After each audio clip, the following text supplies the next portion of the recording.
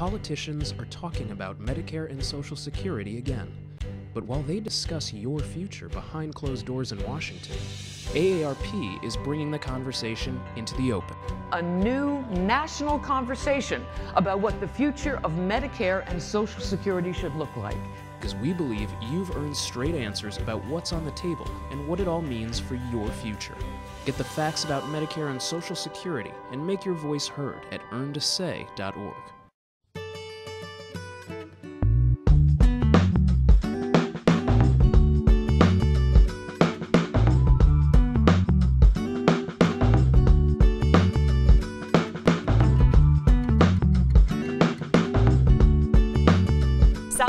You've earned a say on the future of Medicare and Social Security. AARP South Dakota set out on a 10,000-mile journey to every county in the state just to listen. If you could no longer drive, would you be able to get where you needed to go? AARP tackles transportation challenges in rural areas. And AARP and the Drive to End Hunger make a big impact for the South Dakotans in need.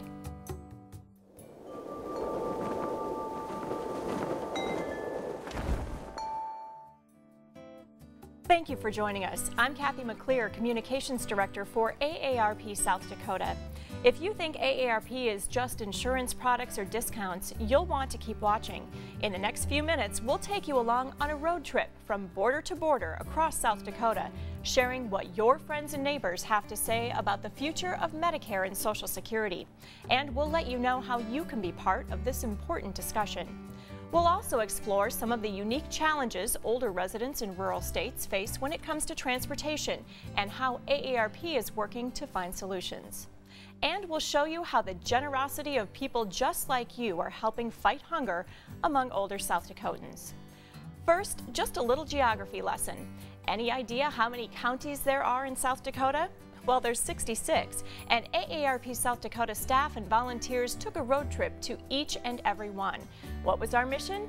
To hear what you have to say about the future of Medicare and Social Security. Take a look.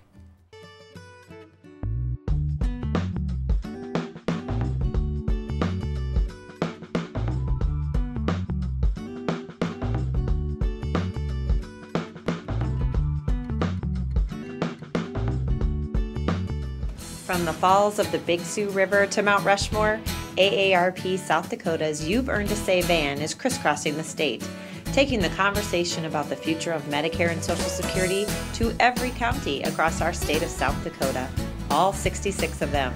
As you can see, Social Security is a vital source of income for seniors. Holding community conversations in communities small and large, AARP South Dakota is hearing firsthand how important Medicare and Social Security are to residents who rely on the programs for their health and retirement security. It was set up as a safety net, and it was never planned that that should be your total retirement, but it's a base, and the statistics that you show us tell us it's way more than a base, it's survival. Those taking part in community conversations are expressing concern for the future of Medicare and Social Security, not only for themselves, but for future generations. Not put it in a milk can and put it in the backyard. Well, I learned a lot here today, and I was really able to express my opinions. I don't know if everybody liked them, but it made me feel good. But the concerns is that I'm afraid it's going to go away, and we all are. We're in Gerald County, and we got great donations for the local food bank, and we're dropping it off here. Along with tackling the serious issues, the AARP South Dakota staff is doing good along the way. Attendees are encouraged to donate non-perishable food items, which are then donated to local food pantries. We even have NASCAR champion and Drive to End Hunger spokesperson Jeff Gordon along for the ride.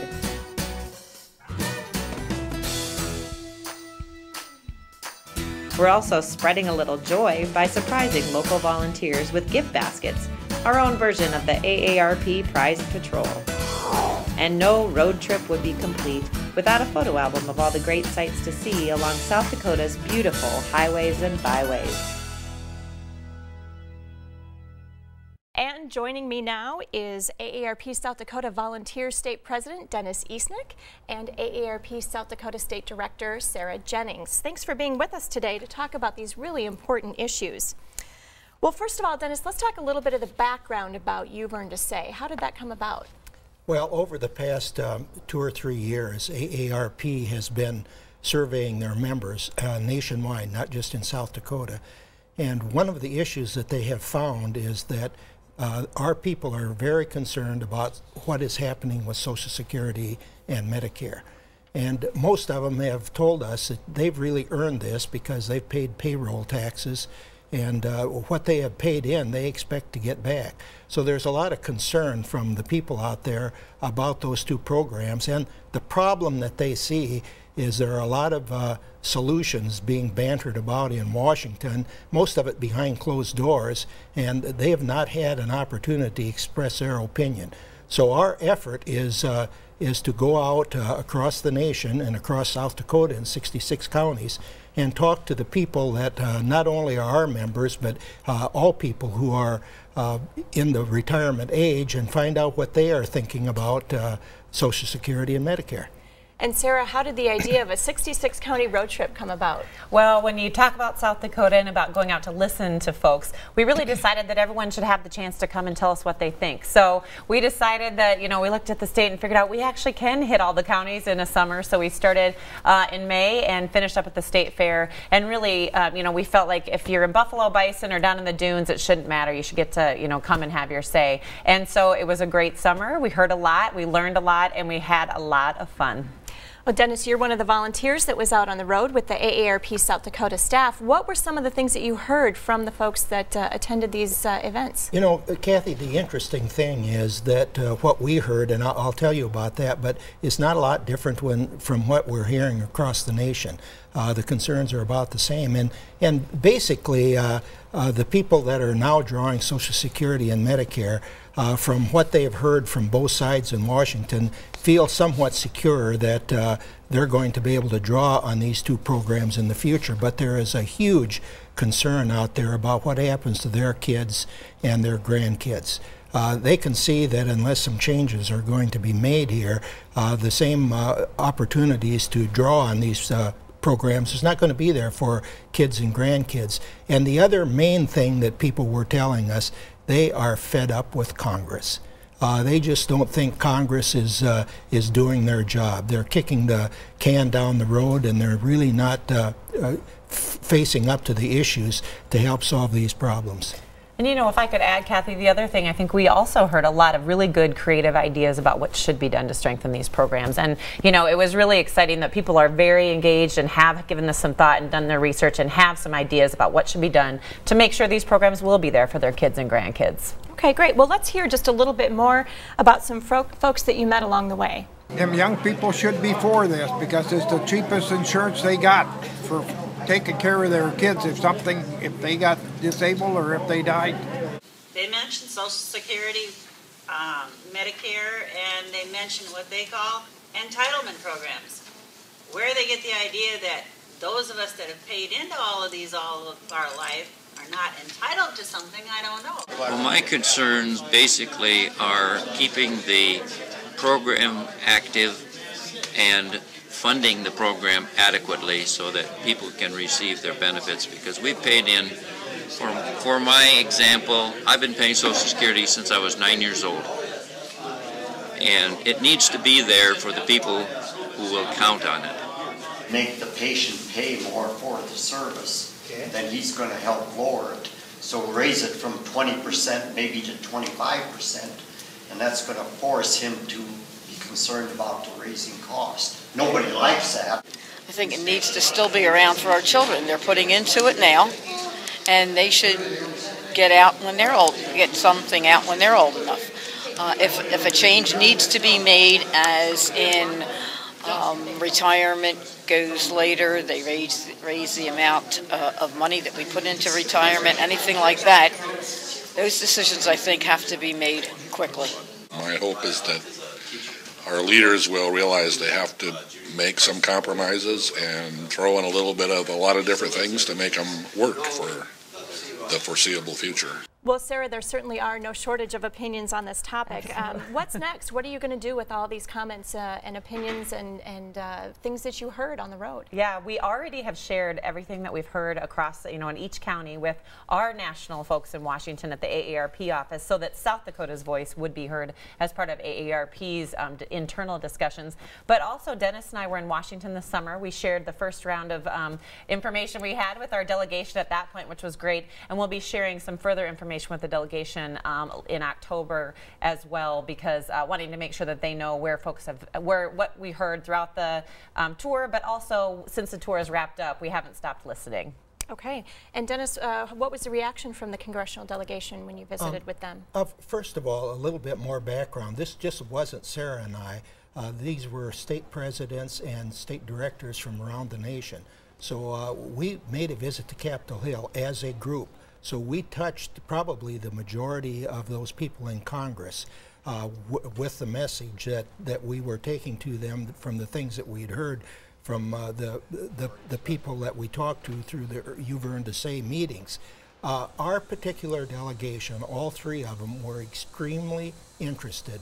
When they found out that we were going to all of the counties and talking to people, they all wanted the results of that, and we will be sharing our results from South Dakota with them. But we got their attention. Okay.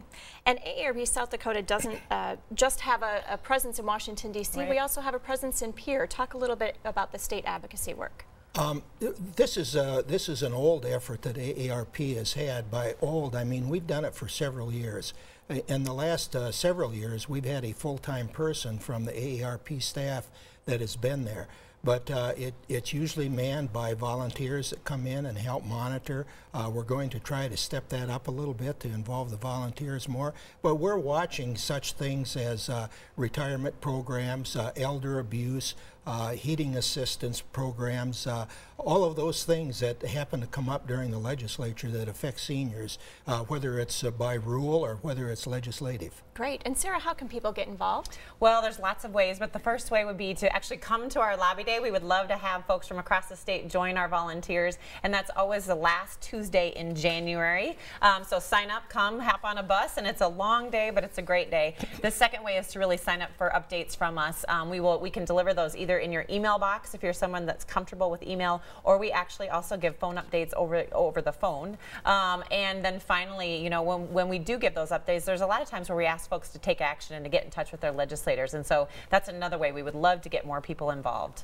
Okay, great. And if you'd like to learn more about AARP South Dakota's state advocacy efforts or receive updates from AARP South Dakota, please visit www.aarp.org/SD, email us at sdaarp@aarp.org, or call us at 1-866-542-8172. You can also find us on Facebook, follow us on Twitter, and subscribe to our YouTube channel. Still ahead, as teenagers, getting a driver's license is a ticket to freedom and independence, but what happens when it's time to hang up the keys? Next, we'll look at the transportation challenges in rural areas we all face as we age and how AARP South Dakota is hoping to help. And a bit later, AARP's efforts to help fight hunger. Stay with us.